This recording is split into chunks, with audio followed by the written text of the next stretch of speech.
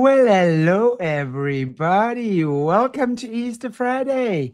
I hope you've all had a wonderful day, and I hope you're all having a wonderful weekend for those of you who's spending it with family and friends. It's pouring with rain. I don't think there's been one year that I've been on the garden route that it hasn't rained over Easter. It's like a local joke here with the locals. But yeah, we're having fun. So I hope you are too. Welcome. And of course, we have with us again today our favorite Italian, Mr. Leo Zagami. There he is. Hello, Leo. Welcome. Nice to have you back. How are you? Great. And of course, I'm honored to be on your show for this Easter Friday, which is going to be, I guess, amazing because we're going to discuss actually what pertains to this very special day. Absolutely. And I was actually reading your article that you sent me earlier on.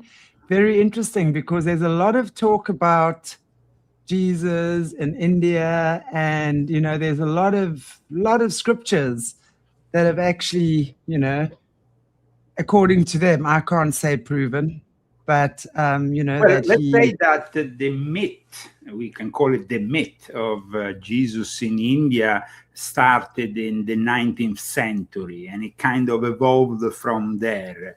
It kind of got a rather big following, especially amongst the Muslim world, but in particular the Ahmadiyya movement, which is a Islamic Messianic movement that originated in British India. So in the context of British India, you had, of course, also the Theosophical Society, which was very prominent.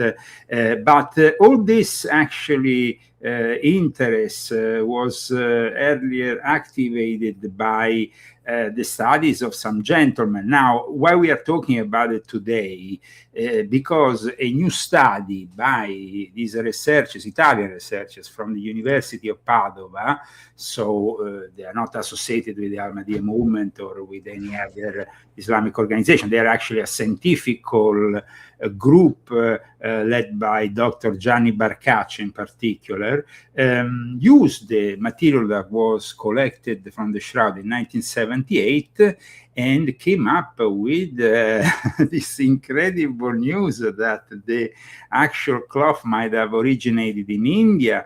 Aside from the DNA traces on it that are also linked to the Middle East and to a particular ethnic group, which is the practices the Druze religion, which I've discussed also in volume 10 of my confession, a very particular kind of syncretic religion, which is not really traditional Islam, but something else. In any case,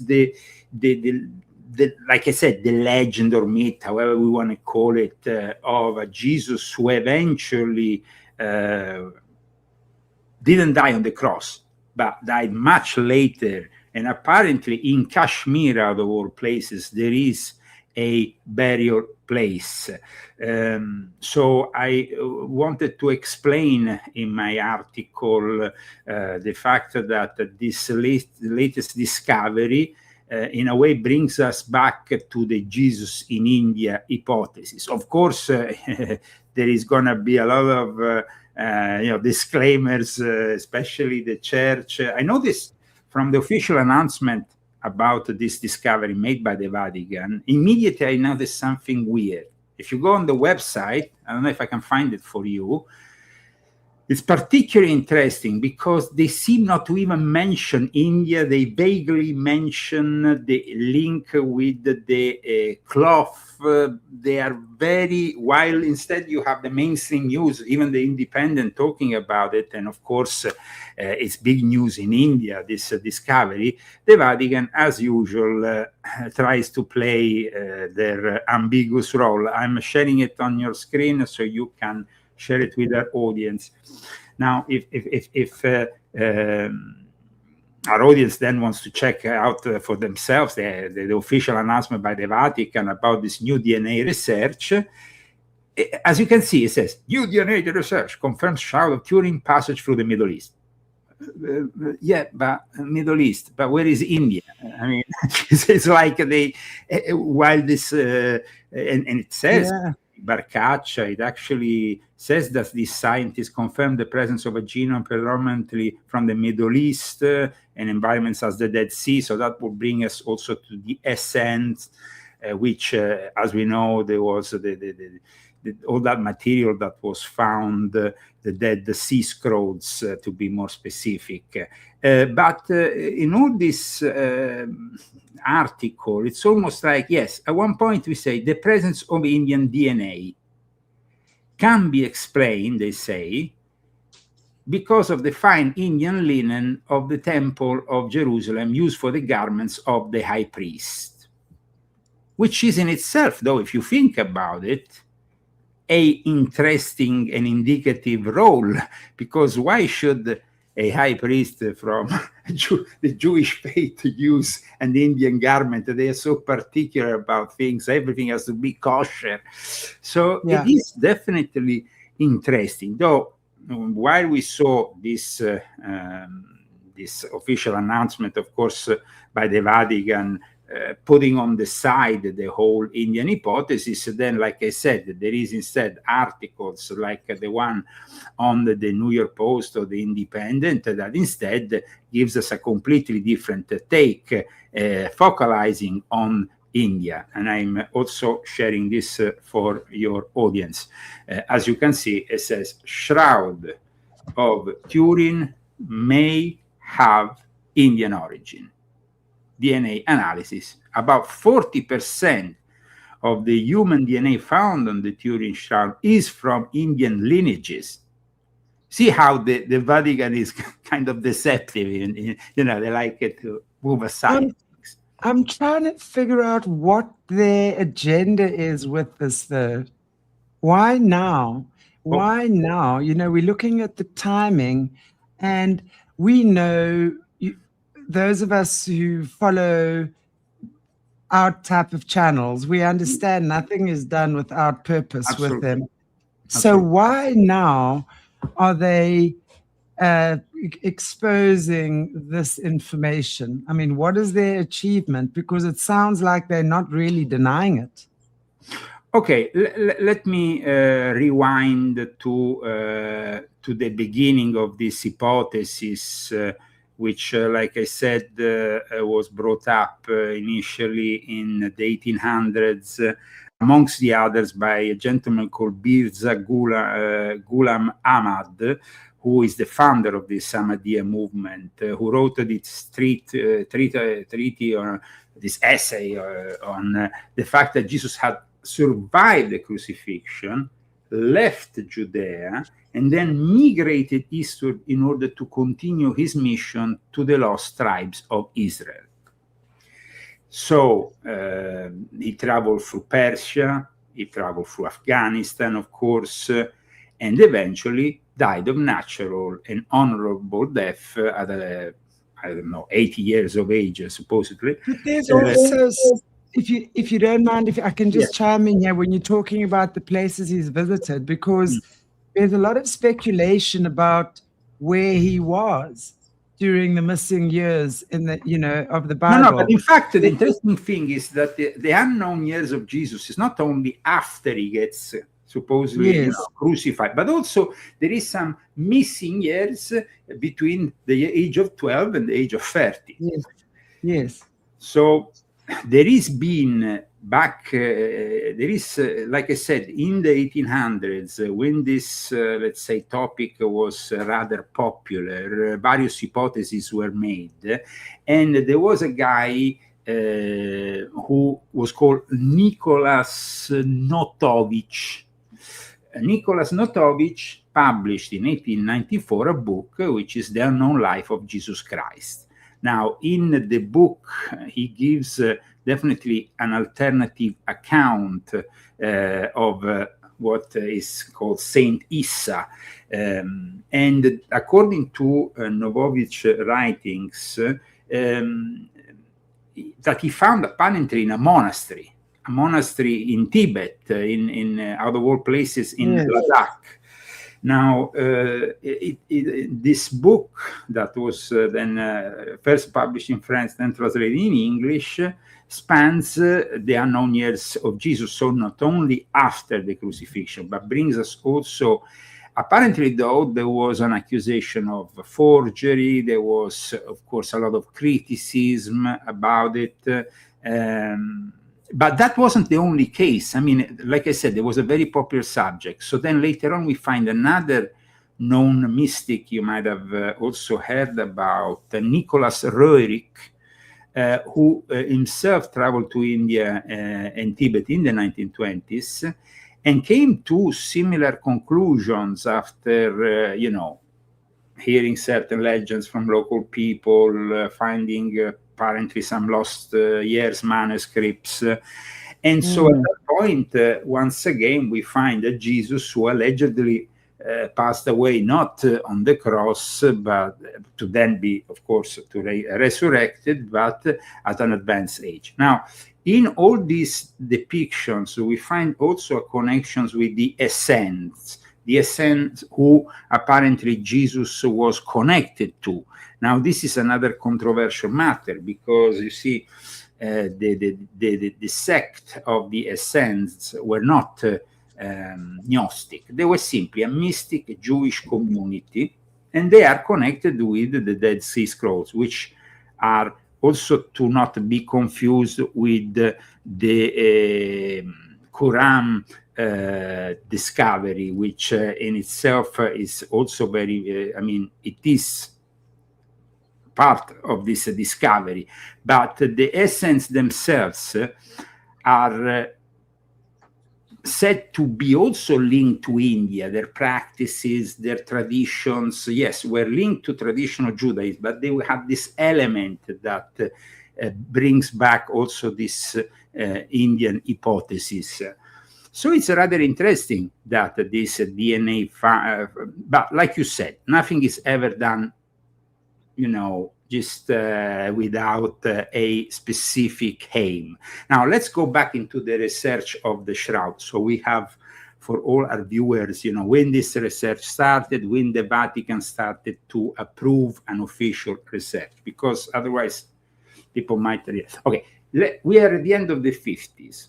A guy called Kurt Berner, who is the pseudonym of Hans Naber, who was a Swiss individual fixated with the Shroud of Turin, who seemed to wanted to prove that Jesus survived the crucifixion based on his studies, but also on some visions that he apparently had. These are to write to the Pope John the 23rd back then.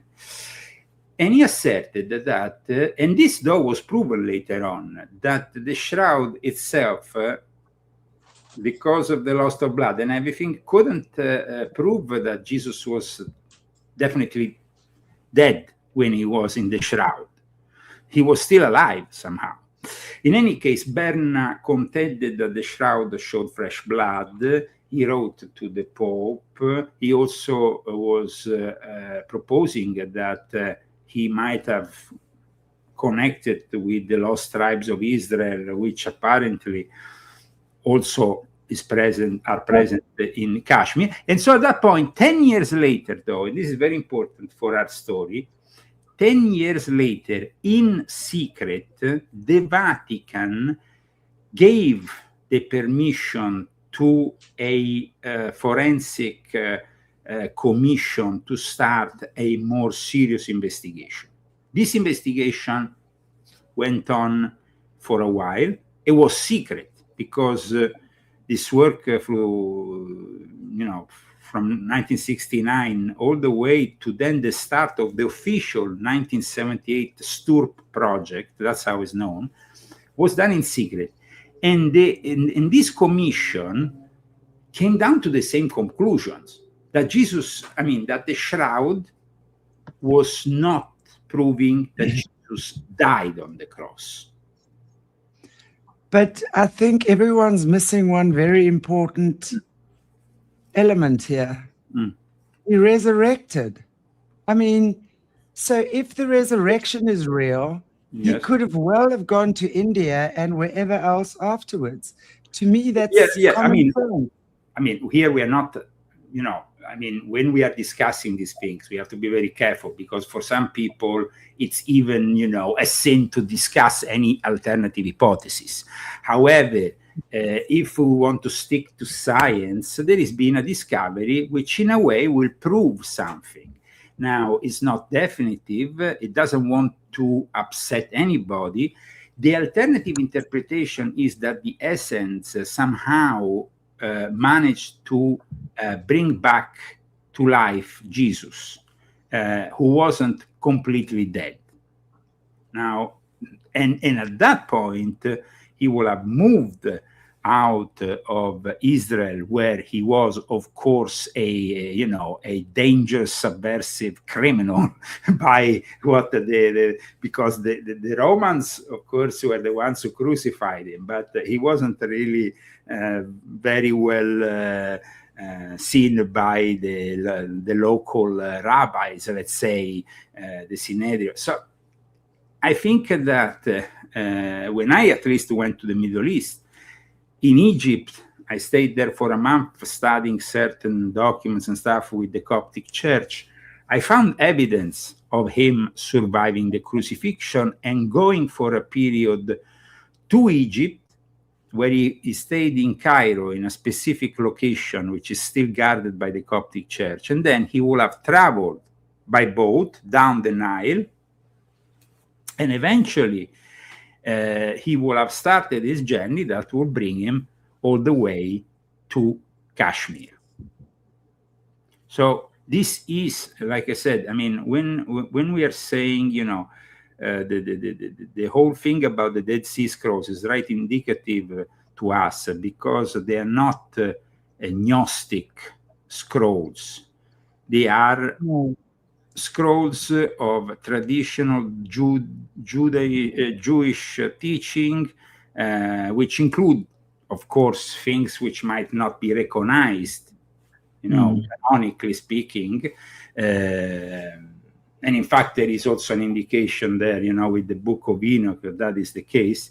But in any case, when we are here discussing Jesus, it's not because we want to offend any Christian. We want to simply state that maybe the narrative that is officially sold to us might be slightly different.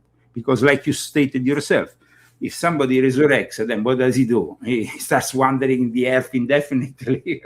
Well, I mean, this is what I'd say. It fits both narratives, actually, because if the resurrection is real, which is what each and every Christian believes, then is it not possible that he did resurrect and he did continue on and live out the rest of his natural life in other parts of the world? Because lots of different cultures profess to have seen Jesus, saying he was there, he taught there, he learned from. I mean, it's well scripted as well that he spent time in Tibet, he spent time in India, he spent time in Egypt, he spent time in, I think, Persia. There were about 6 or 7 places that it's been scripted that he's actually spent time in. Now, if we think about Jesus as a very wise man, it would make perfect sense to me that he would have spent time with other wise teachers and shared knowledge and information, So for me, I don't see that there is it doesn't necessarily have to not fit into the Christian narrative, because really, if the resurrection is real or was real, is this not what the resurrection was about? That he owned, he sort of reclaimed his body even in death, and then chose to move on to other areas where he wasn't persecuted. Now, here we have, of course, different views of what happened to Jesus after the crucifixion. We have also the Islamic view to take into account, because for them, there was suddenly somebody else who ends up on the cross rather than Jesus. They are very respectful of the figure of Jesus, even if it's not their key prophet, because they say that a guy like him couldn't be crucified and die on the cross. But I mean, obviously, that is a view that Christians tend to dismiss, because then you have the resurrection, and the resurrection is deemed as a very important moment, which of course it is a very important moment. I mean, we're not, in any way criticizing that moment, which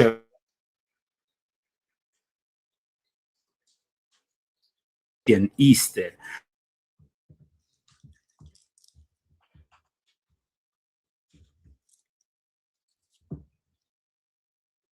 And this connection resurfaces now.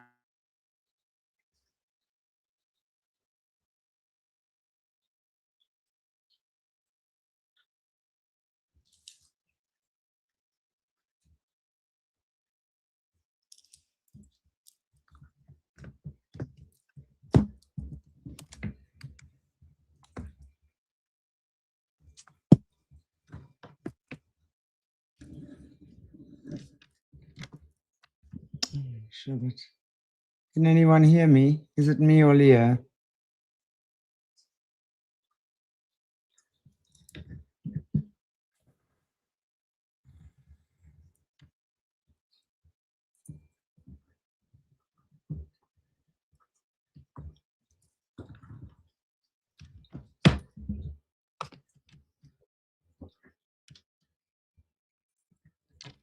Hello. Okay, sorry, I wasn't sure who could. Yeah, no, I mean, we seem to have had some technical problems, which is kind of indicative of a subject which is very delicate. Maybe it is a delicate subject, but we need to be able to talk about these things. And you guys in the chats, this is not a time to get offended. It's really about speaking. That's what we do. No one is saying we are right or I am right what I'm saying.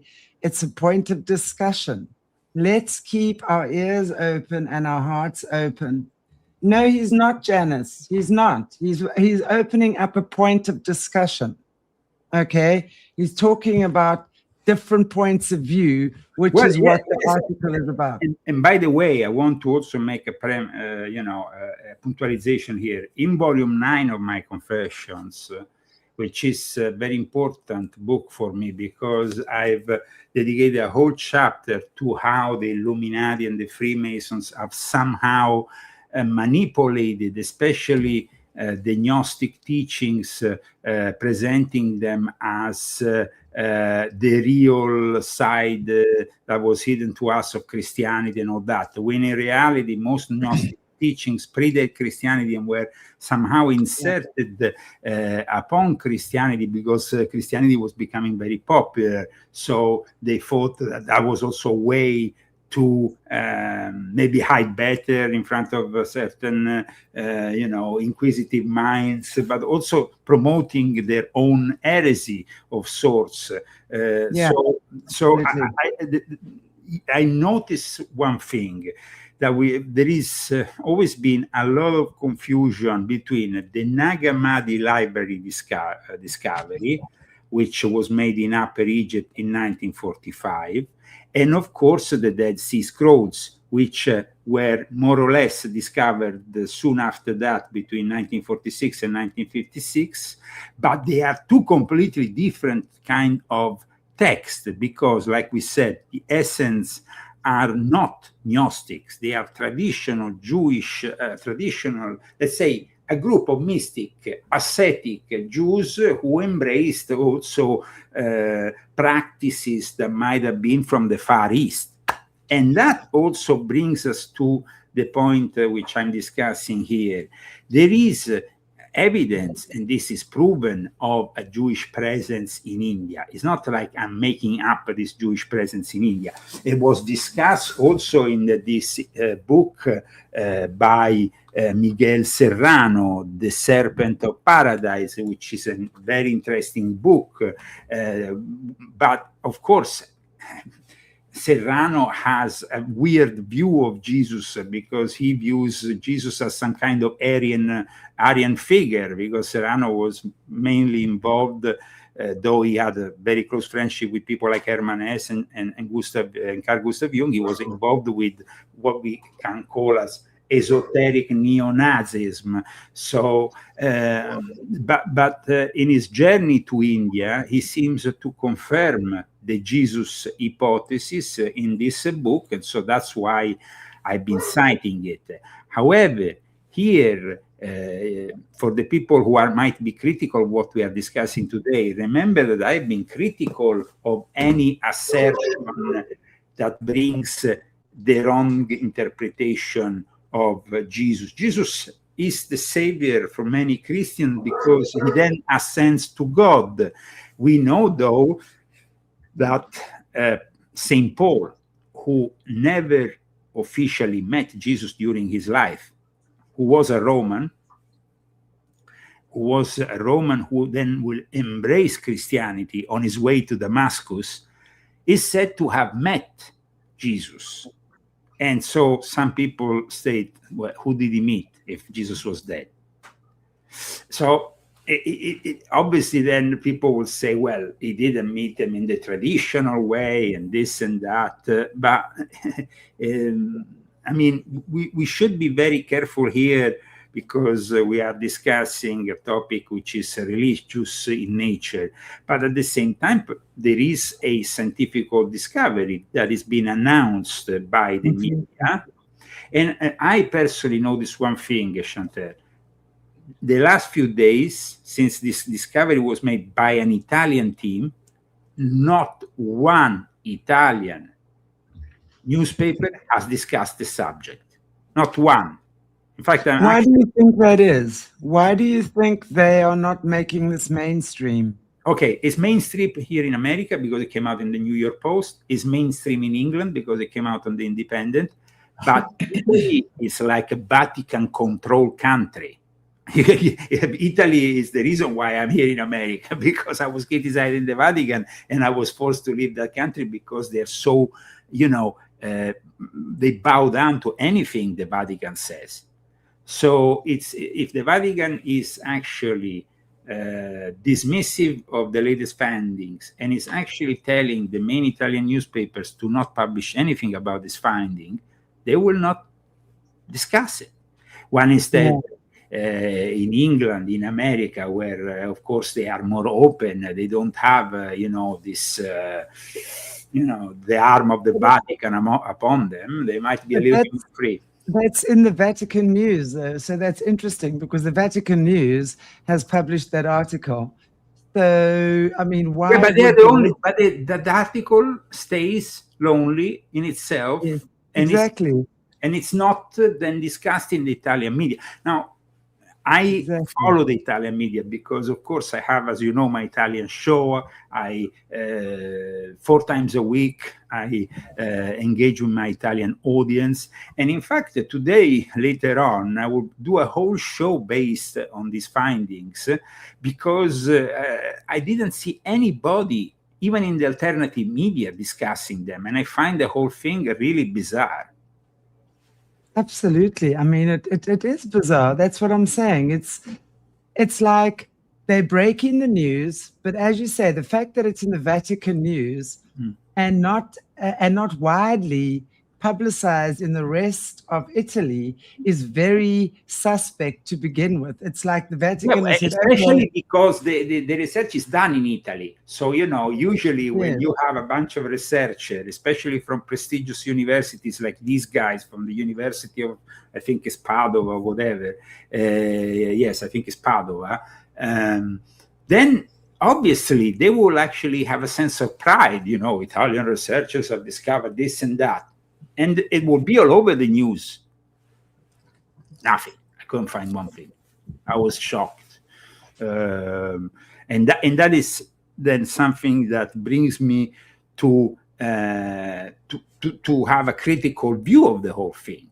So it's, this 2026 study is demonstrating that there is a significant Indian lineage, approximately 38 to 40% of human mitochondrial DNA found on the cloth that traces back to Indian lineages, aside from the possible origin of the shroud itself. So it's not only the linen, we could say.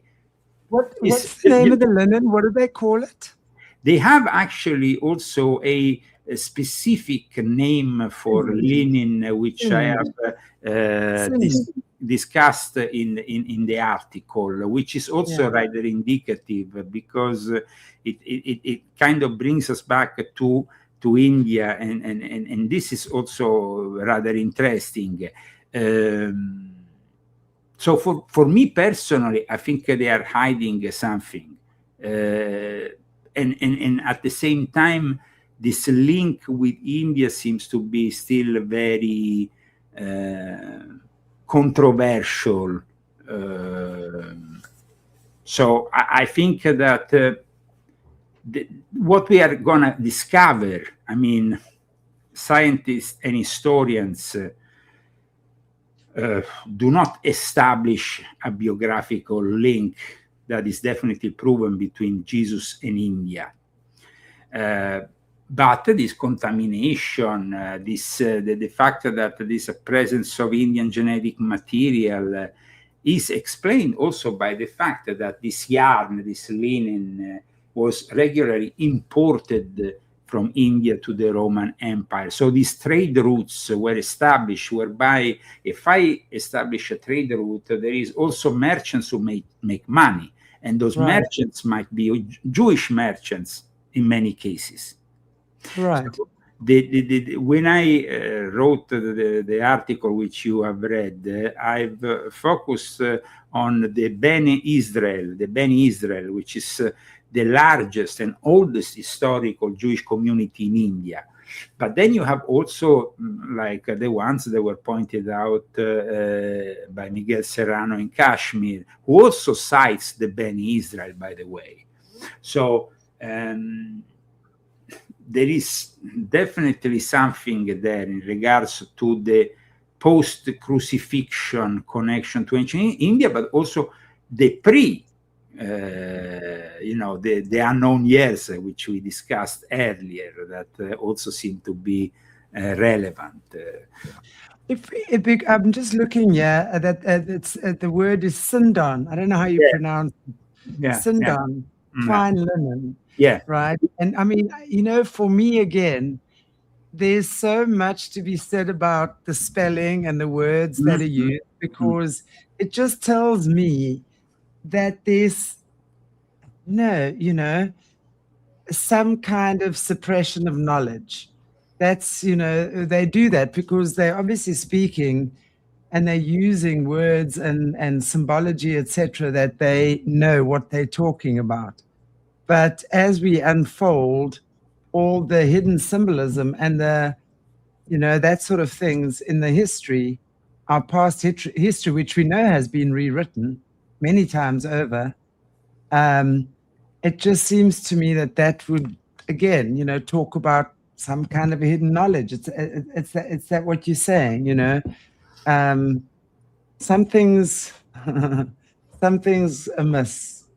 It's I think definitely the fact that we are still discussing the possibility of a secondary Jesus hypothesis without any certainty, because there seems always to be the church involved in just blocking everything and saying this is the official narrative and we need to follow it. We also know that, for example, when it comes down to the Dead Sea Scrolls, the main people in charge, like I explained also in volume 2 of my Confessions, were the Jesuits. The Jesuits were in charge of these discoveries often. So they are the ones, that we see depicted also in the film The Exorcist, when we have that old priest, the exorcist himself, that discovers the statuette, because the Jesuits often having been involved in working with ancient relics, with the discovery of manuscripts that maybe depict different narratives surrounding Jesus. And immediately when that arises, that possibility, they are the first people to intervene and censor the whole thing and say, oh, this is not what we can recognize as being legitimate. So right. The connections with this DNA prove a lot of things, but at the same time, we know that the Vatican will simply dismiss any alternative hypothesis that Jesus might have died in Kashmir. I mean, the accepted Christian dogma, Jesus is crucified at noon on Friday, and then on the same day, before sunset, the body was taken down from the cross, and his body is given to Joseph of Arimathea, to be laid in his sepulchre. Now, this large stone was blocking apparently the entrance of the tomb, and then on Sunday, resurrection, the body is gone. It's no longer there. In this way, the biblical prophecy was fulfilled, and Jesus is said to be risen from the dead. And that's it. No ulterior discussion can ever be put forward. Now, there is, though, no historical evidence that Jesus did die on the cross, and there is no record that anyone witnessed the resurrection. However, of course, the four canonical Gospels, they mention the events regarding the birth of Jesus, but also in regards to those missing years, they jump ahead for when he was 30 years of age, when he was baptized by John the Baptist. John the Baptist is a very particular figure because it's said that maybe he himself was a member of the Essence, but also John the Baptist to this day is connected to a specific cult that we have in the Middle East, this ancient religion which still believes that John the Baptist was the real revealer of some kind of truth that is found, and that is also it's an important belief that is held also by some people within, for example, Freemasonry and so on. But having said that, Jesus, of course, is about the message he sends, the message of peace, the message that is included even in the accepted canonical Gospels, without having to go in the in the ones that are the apocryphal, the ones that are not accepted. I mean, I like very much the fifth Gospel that was found and that is being translated by the Coptic text by here, which is very interesting here because you have the Coptic text and then the relative in Italian. These are not accepted texts, but what often you find in this text might be very illuminating. Absolutely.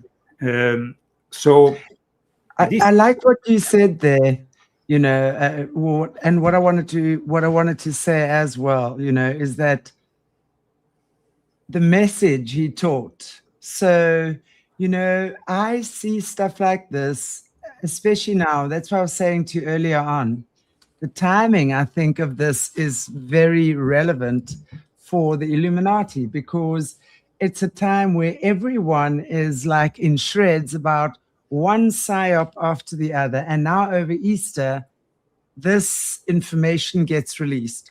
So it doesn't matter what we actually believe, what system we believe. I think what's important here is that we can take home the message that Christ taught. What was the message? And I honestly see this as, whether it's true or not, Leo, none of us really know. I don't believe. None of us were there. History has been absolutely changed a million times over. The controllers have rewritten it. We see that evidence of that all over. So I really think we need to just not get into fights and division and conquering over whose narrative is right. But I think we need to always remember the message of Christ. And if we can do that, we're good, and not get caught up in the fighting and the arguing. And I think it is so healthy to have these conversations. I'm a great one for communicating.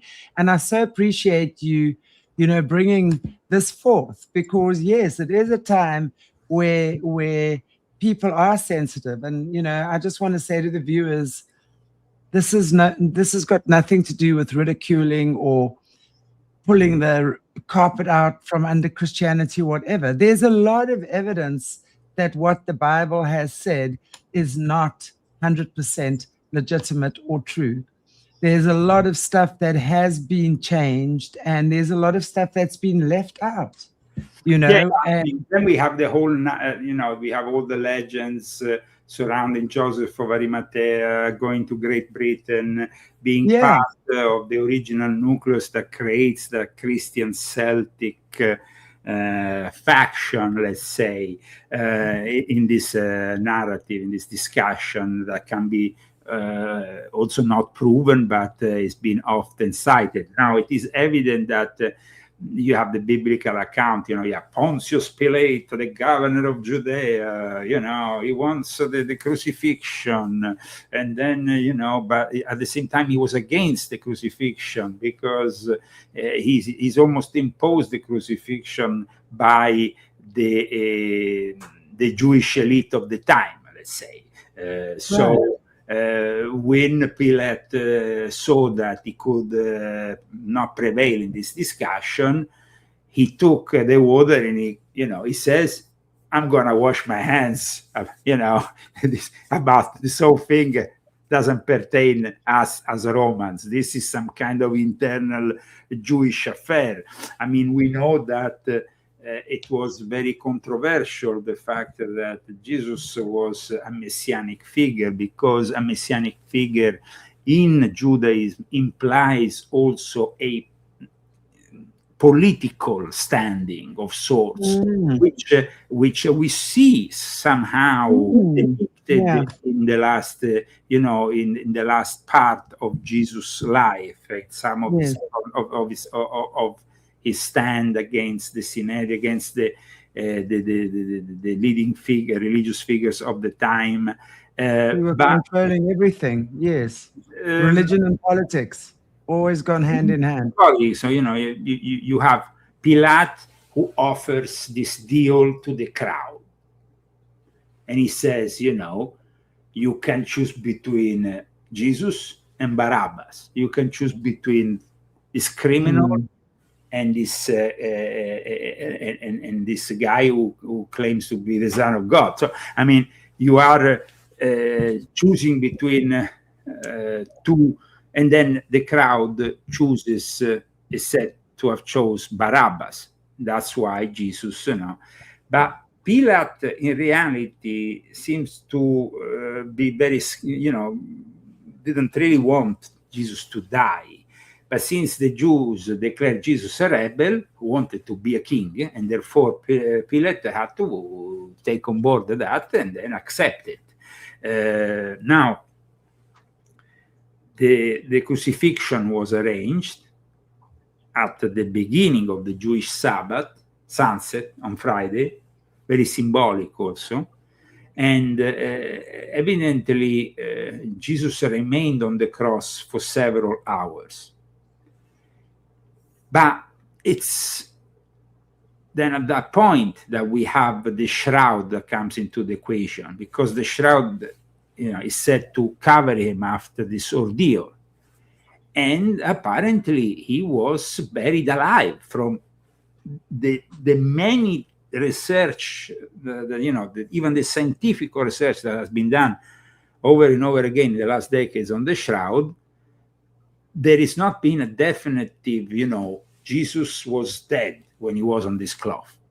There is a lot of, stories. There is even the hypothesis that the energy that Jesus was spreading through the cloth emanated was like a thunder, 50 times a thunder. I mean, there is also this hypothesis which left this mark on the cloth. Right. This cloth appears in Italy, northern Italy, in the, I think it was the 15th century. The Savoy family, which then will later become the Italian royal family, is said to have discovered this shroud and acquired it. And so that is where our story begins, with this shroud and all the anomalies that are around it. That's why it's also called the Shroud of Turin, because Turin is a city. So it's a city in northern Italy, where then it will be also the first capital of Italy, because the Savoy, the royal family, was based there. And so it's important to know a little bit about the shroud and the way it miraculously imprinted itself, because definitely it's weird to have. I was able to see the shroud and to study it a few times in my life up close. It is very impressive. It's not, I mean, it's definitely a very impressive object. And it is like a photographic negative, of the image of Jesus. The fact that the shroud was denounced, though, as a forgery prior to the Savoy acquiring it in the 15th century is rather indicative. I mean, the Bishop of Troyes in 1389 had already decreed this shroud is a fraud.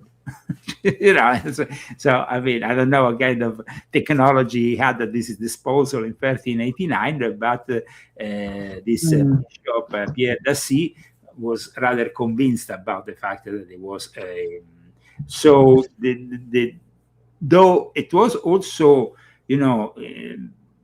incredible to see how then in more recent times the speculative world of research around the shroud came up with a variety of hypotheses. I mean, I read the whole book once. I don't remember the authors now. It kind of really that claimed that the shroud was from the medieval times, and that it was actually the image of Jacques de Molay, the last Grand Master of the Knights Templars, who, by the way, was burnt alive. So I don't know how then he could have a shroud around him if he was burnt alive, but maybe, I don't know. Anyway, the research that was conducted never really proved it was from the medieval times, because actually when they made some detailed research, it went back 2,000 years. So that was... But there was a whole, I remember, even in the lodges of Freemasonry in the late 1990s, early 2000s, this theory was very popular because, Jacques de Molay, last Grand Master of the Templars, for some of these people probably is equally, maybe not equally as important as Jesus, but still very important. They wanted to, speculate around it. So, I mean, it is if you actually are in front of the shroud, it is a rather imponent and very big kind of thing, you know. Right. You see it up close, the measure, you know. So he might have been rather tall. So if you are, you know, and definitely the wounds in it seems to correlate the biblical description of the events that happened in the crucifixion. Right. So that is an important element that we have to take into account. I think there's a lot, you know, again, I think and I love what came on, says shrouded in mysteries. Absolutely. The world is shrouded in mysteries, for sure. And I mean, we love a good mystery, don't we? So we love to hear what's going on. But I honestly think that there's going to be so much more that comes out. And, you know, again, we as humans on this planet who've been fooled and duped for such a long time, we've got to be, again, this is such a time of discernment, right? We have to be so discerning and look at everything. We have to realize that part of the control exerted over us has been exactly what we're experiencing now. Religion, organized religion, has been the biggest divider and conqueror in humanity. Honestly, the fact that the biggest wars have been fought in the name of religion, right? Well, I mean, if you think about it, the undisputed documentation, like I said, gives us an idea that the shroud appeared in the 14th century, more or less. That's it. That's the undisputed claim. But there is some historians who say that the shroud was in Jerusalem, and Jerusalem today, we know it's at the center of and you know, of all problems, because it's also at the center of the worship of you know, just not so long ago, but last week we had Cardinal Pizzaballa, this cardinal in charge of the Holy Sepulchre for the Vatican, who couldn't go and celebrate as he wanted. Started, you know, the various rituals for the Holy Easter. He was blocked by the Israeli police. The whole thing, of course, erupted in a diplomatic, you know. And at the same time, we are in a moment in history where we have missiles that are thrown from Iran left, right, and center. And one of them went very close to the Holy Sepulchre, by the way, and to the wall, the Holy War, where the Jews go and cry, and so, which is a remain of the Second Temple. But it's important in this situation that we remember that Jesus was probably not many hours on this cross, and then he cries with a loud voice. You know, he says the words "Eloi, Eloi, lama sabachthani," which is my God, why has you thou forsaken me? So this shows that Jesus, in a way, retained his consciousness up to the 9th hour of the day, and then he fell into a state which might have been mistaken for death. And the observers, of course, of his crucifixions were other physicians. They didn't have the chance to medically examine, you know, what is this guy on the cross? Is he alive? Is he dead? So I think that it was important that in 1969, when the Vatican, not officially, but through these various criminologists and director of scientific laboratories based in Switzerland, in secret, so they did it officially, but in secret, Professor Max Free, using the most advanced techniques, discovered that already back then there was elements from the Middle East that confirmed the genuine nature of the shroud coming from the Middle East. But now we have this ulterior element that is the Indian element. And like I said, the whole thing was triggered by Kurt Berner in the late 50s with this Catholic guy from this German institute at Stuttgart who made these intensive studies and then started to, write to the Pope. It's kind of weird that the Vatican, up until then, kind of almost forgot to do a scientific check upon this shroud. It was always almost like they carefully avoided any challenge to it.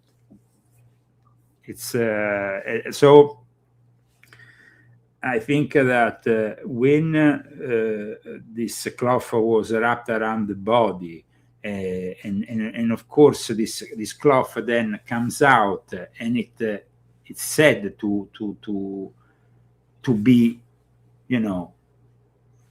reflecting the crucifixion. That's quite indicative. Now, in the letter that this gentleman, which I cited, Berna, wrote to John the 23rd, he said that from a medical point of view, the traces of blood fluids, its position, the way that the nature of it was proving that he couldn't be dead. So I think that is, and the successive research that was done by the Vatican could never really definitely prove that Jesus, that whoever was in that shroud was dead at the moment he was in it. So he was alive when he left the sepulchre.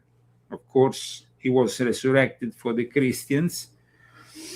According to John 19:9, we have Joseph of Arimathea being a disciple of Jesus that arrives, in this situation. But then we have this whole connection with the essence, where somehow they were mixed, like I explained in volume 9 of my Confessions.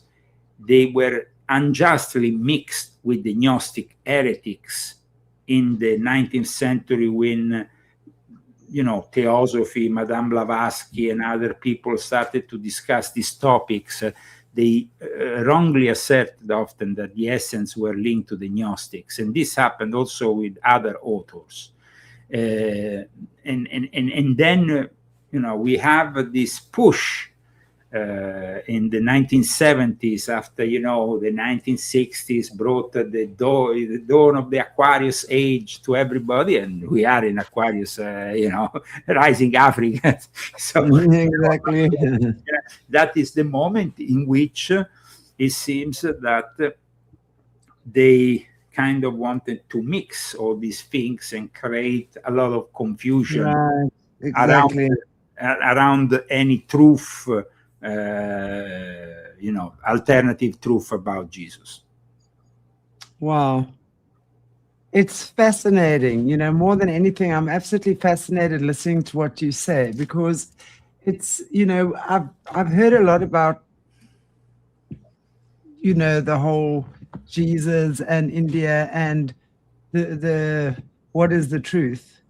And of course, again, we hear that there's a lot of people claiming to have evidence, right? That you say, I mean, there is, if you go in Kashmir there, apparently, you can find very easily on documentaries that have been made on the internet, also by recent YouTubers who go there, and there is actually a shrine with a burial place of somebody who is said to be Jesus.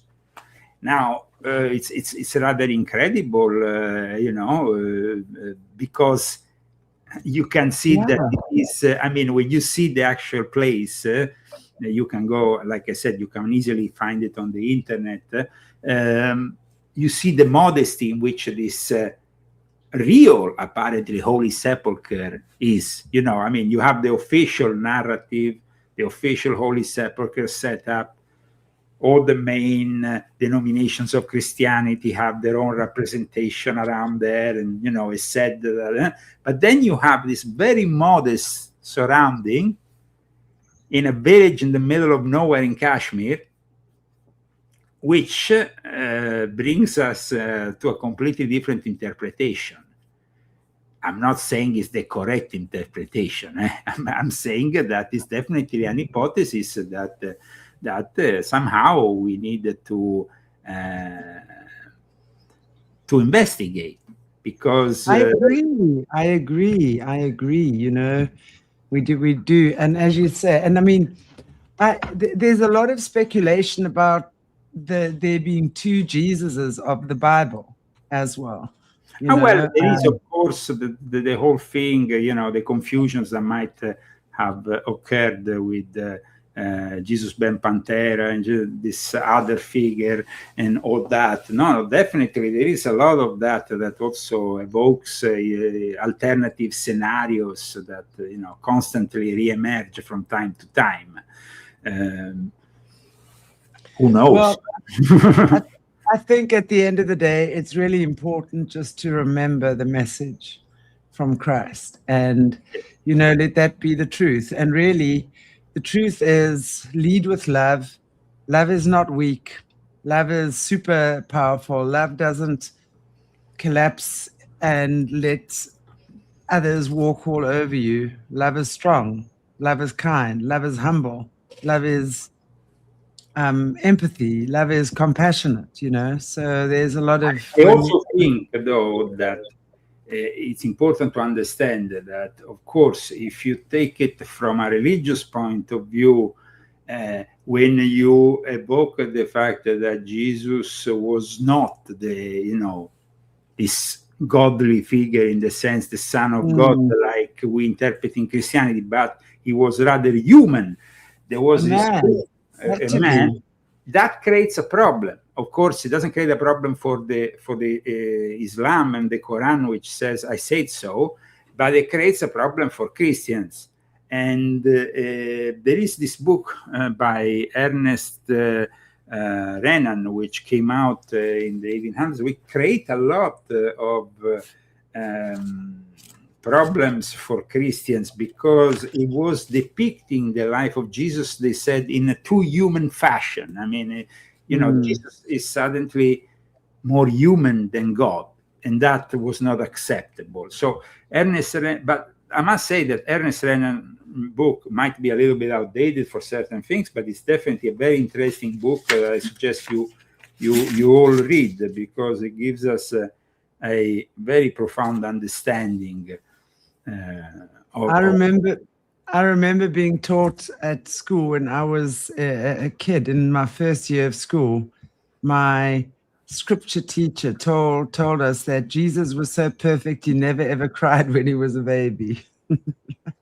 Okay, we have. I'll never forget that. I mean, we have, for example, the non-canonical gospel of the infancy of Jesus, in which you have this baby Jesus who is almost depicted like his baby Omen from the Omen film, the Antica, because, I mean, the guy is literally, if you got him in the wrong way, I mean, if you argued with baby Jesus, the gospel of infancy says that Jesus will curse you immediately on the spot, and the guy would probably die of a curse. I mean, so the depiction there kind of like a little bit controversial, to say the least. I can't imagine baby Jesus cursing anyone. No, I can imagine a big Jesus taking a whip and whipping the Pharisees' asses when they're trafficking kids and animals. Yes, that I can imagine for sure. And in fact, the infancy gospel is said to be a 2nd century non-canonical text that it was built up in a way to diminish the holiness of Jesus by creating a vengeful child, because a almost naughty Jesus, enfant terrible, that kills neighbors or curses children. It's obviously sometimes out of spite or anger. It's not really in line with the traditional image of Jesus that we have. Well, I mean, like any kid, I'm sure every child who's developing its personality is definitely going to cry when they're hungry, and when their diapers giving them a rash, and will certainly learn to express their moods. Right, that's a normal human experience. I think that when Jesus was arrested, he knew though that his provocations were kind of, bringing him towards that ending, let's say.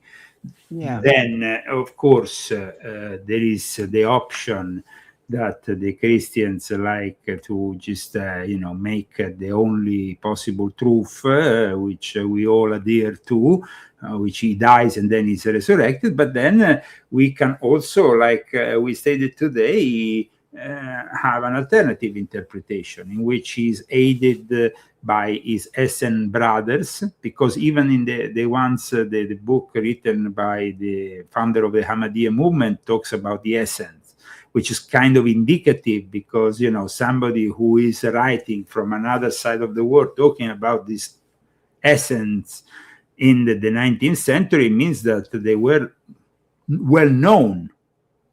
They were well known for their thaumaturgic, for being healers, for being Jews who had connections with the Eastern philosophies. Then in regards to the politicization of the Jesus figure, from one side, meaning the Jews, or from the other side, meaning the Christians, I think that it's not really part of Jesus' teaching, like you said, because that should be focused on peace. Now, today, in fact, the interesting thing is that apparently the Pope, Pope Leo, is going to be doing all the Stations of the Cross. Now, we know that for the last few popes, they were all kind of frail, and maybe they never did that because they would probably collapse if they went on and on with this whole thing, because you have to do a whole prayer for each Station of the Cross and go from one side of Rome to the other and blah, blah, blah. But anyway, this Pope has decided that today he's gonna dig deep in it, and he has dedicated a specific Station of the Cross to the message of peace for the leaders of the world. And it seems here that we find ourselves at the moment with two different kind of Christian approaches. There is the Christian approach that we find in the American Christian Zionist, that is kind of warmongering, because we need to get eventually to the return of Jesus. So let's start World War III and bring the Middle East to their knees. And then there is instead another approach, which is the approach that is the more traditional Catholic approach, that says, no, the message of Jesus was never a message of war. It was never a message, and so it has to be seen and interpreted in that way. Now, that is really what I'm seeing here. And in the book I recently published about Jeffrey Epstein, I explain how Christian Zionism was born, and how Zionism itself was not only a Jewish creation, because we go back to the English Puritans, the ones that came here with the Mayflower. We go back to Oliver Cromwell, to Manasseh ben Israel. We go back to the father of Shabbatai Zevi, who worked for the British Puritans in Turkey, for their necessity to bring a Messiah that could then address all the tribes back to Israel. And that is what Shabbatai Zevi really did. So, I mean, today, when we talk about Zionism, we only talk about the Zionist movement born out of Theodor Herzl, and what that was born relatively recent times at the end of the 19th century. But in reality, there is a much more profound history that spans, I would say, almost 6 centuries, in which this constant narrative was pushed so the Jews will go back to reclaim their Holy Land. And now that they have the Holy Land, we are expected to have the return of Jesus for the Christians. And at the same time, for the Jews, the Messiah, who they never recognized it was Jesus in the first place. Their approach, their messianic approach, is completely different, to say the least, because their messianic approach is about a more political approach than a spiritual approach. Right, absolutely. I find for just so we can include in the discussion, I think, a topic of interest that pertains to the times we are living. I'm going to share with you this recent cover of The Economist, because I think it's very important for our viewers. Now, what do you see? I mean, obviously, that is looks like whatever one of those. It looks like Baal. It looks like Baal. Baal. It looks like Baal. They will never admit it's Baal. They didn't say it's Baal, of course, but it's pretty clear it's Baal. And that is very indicative of, because we know that during the celebrations of recent celebrations of the Islamic Republic in Iran, they banned an effigy of Baal, accusing the West of being Baal worshippers, both Israel and America, and Jeffrey Epstein included. So we see that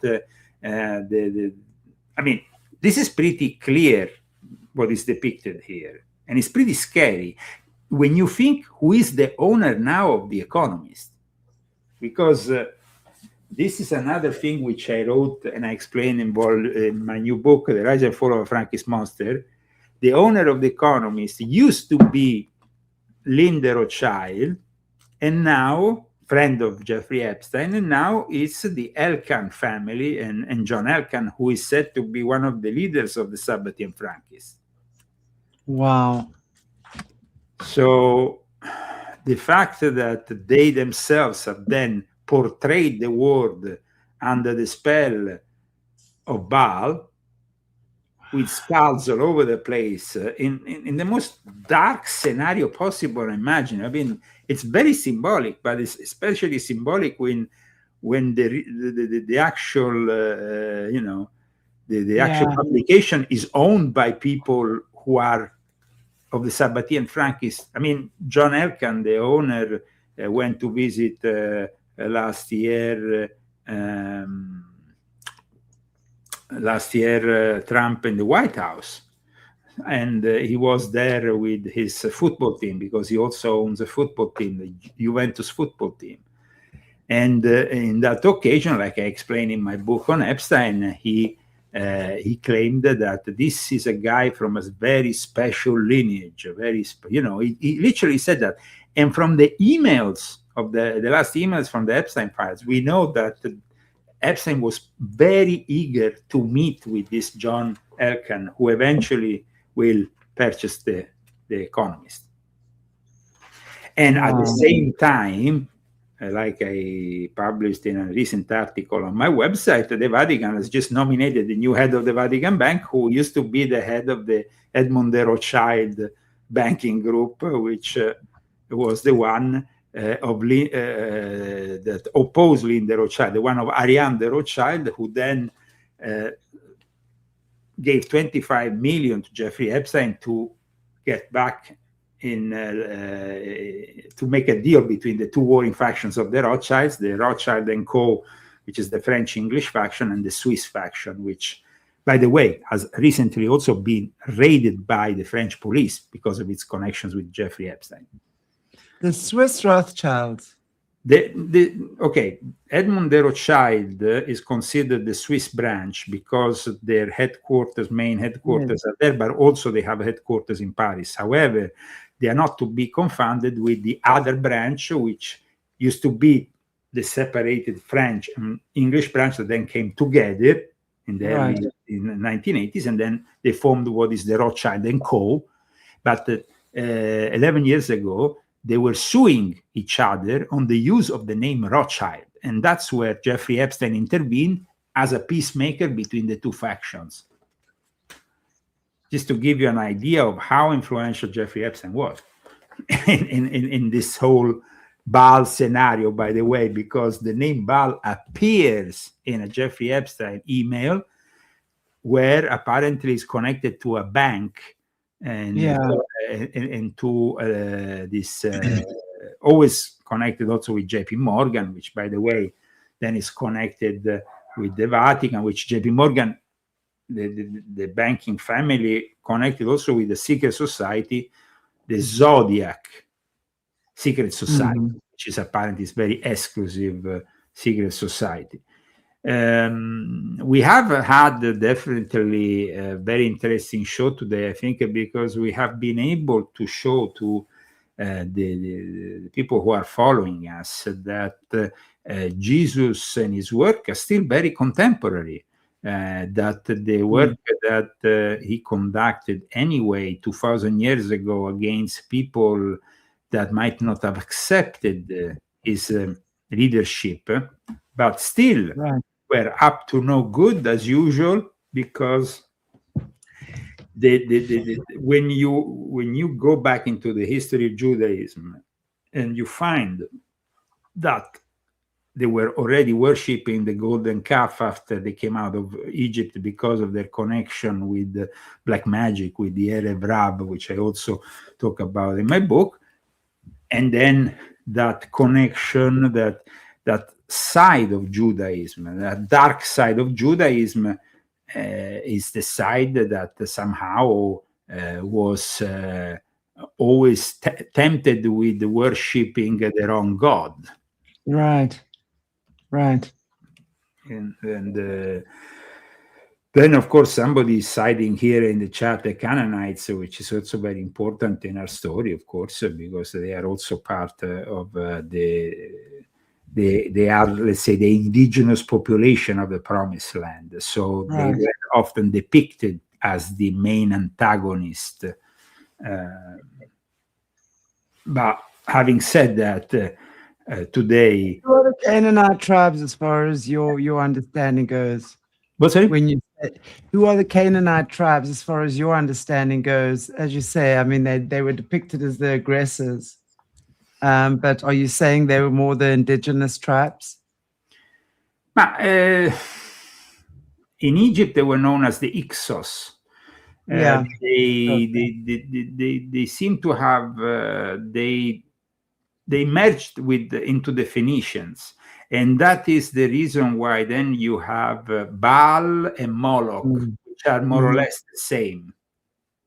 The one is more, for the Canaanites, and the other one for the Phoenicians. The deities, though, were the ones that came, when you're talking about El, Baal, Asher, you're talking about basically the Mesopotamia, Sumerian, Babylonian, and inevitably we are back to the usual worship with blood sacrifices and all kind of stuff. But not all of those. I mean, yes, the blood sacrifice would certainly be in the negative polarity, like you have with the Satanists and stuff like that. I mean, even animal sacrifice is a blood sacrifice, right? If you just look at Thanksgiving, how many animals get sacrificed at Thanksgiving? it doesn't make, just because it's not human, doesn't make it any less relevant. So for me, we also have to be very careful here, because the portrayal of the Canaanites, of course, is made by the Israelites, who in any case were occupying their land. So, the Right. portrayal might be also indicative of a certain amount of propaganda, but this is not proven. But we might then adventure ourselves in speculation. So that well, I think a lot of these tribes didn't all you do blood sacrifice. Yes, they followed their own way of their own faith, their own way of worship. They might have had gods that they would then maybe give corn to, as an offering, more symbolic than anything.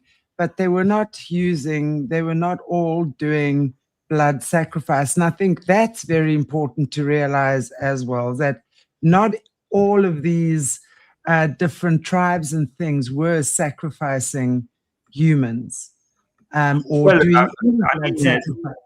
There is definitely a moment in time in humanity, and we can see it also on this side of the world where I'm living, with the South America, Mesoamerican gods who were sacrificing humans left, right, and center. Where when the Spanish conquistadores arrived, they even started to sacrifice even more, because they thought that the gods were easily pleased by their human sacrifices.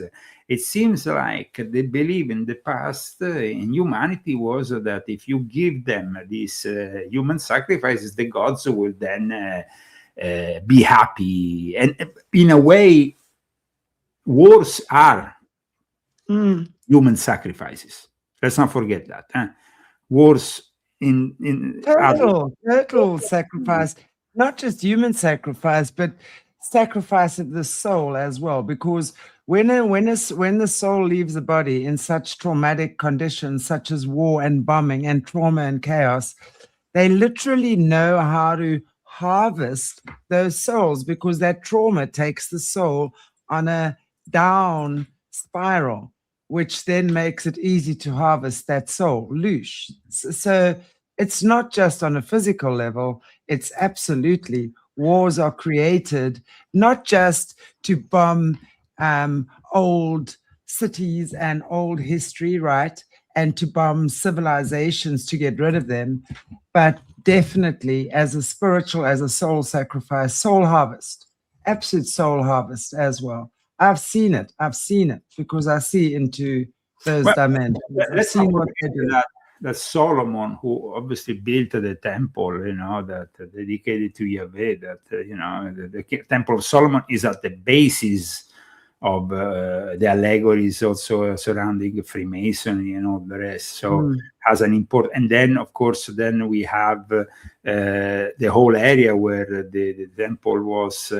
Now it's holy for all religions, because you have a holy sepulchre, you have the Al-Aqsa Mosque and the whole Islamic section of things, and then you have of course the remains, the wall and the remains of the temple for the Jews. So now when this there was of course hostilities to the tribe of Judah and Benjamin, the kingdom of Israel, and the other 10 tribes that at one point seem to have vanished in thin air, because only 2 tribes remain.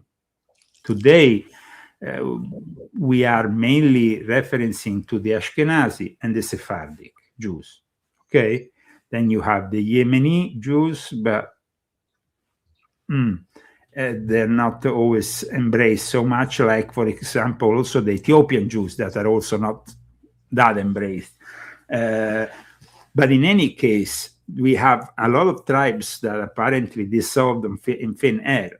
In any case, then you have Nebuchadnezzar in Babylonian, you have the destroyed temple, then the temple is rebuilt, you have the capturing in Babylon, you have the Jews who return to Jerusalem, and so it's like one of the most important pieces of our story is that the lost tribe of Israel somehow traveled also to Kashmir and the neighboring lands.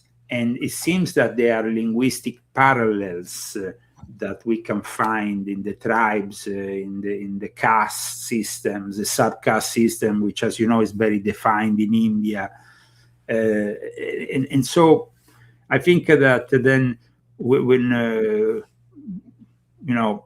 we are into the story of when we discuss the possibility that Jesus was actually buried there, and that somehow he wanted to reconnect with the lost tribes, which would have been somehow at the time more aware of their identity than they are now.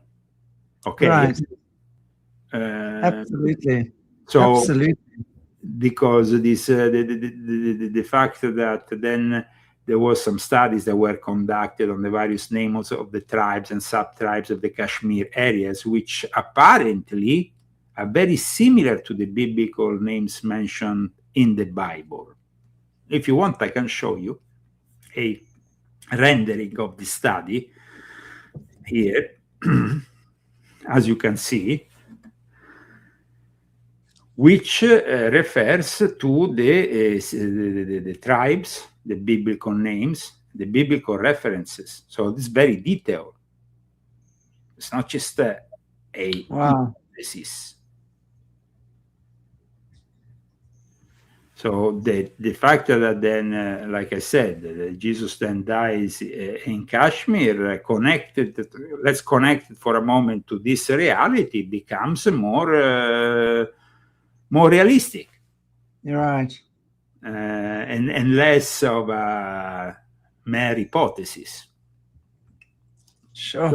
So, I mean, I just, of course, I want to share that because I think that today we have been kind of wandering around a lot, but in the end, we took, let's say, the inspiration of this new research, of this new DNA evidence, to spark a debate, like you said in the title. Yeah. So, I mean, we have to also done it in what is considered a holy day.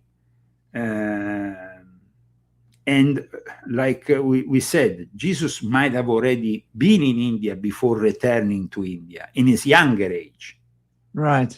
So it was almost like he accomplished his mission, went back, and then went back.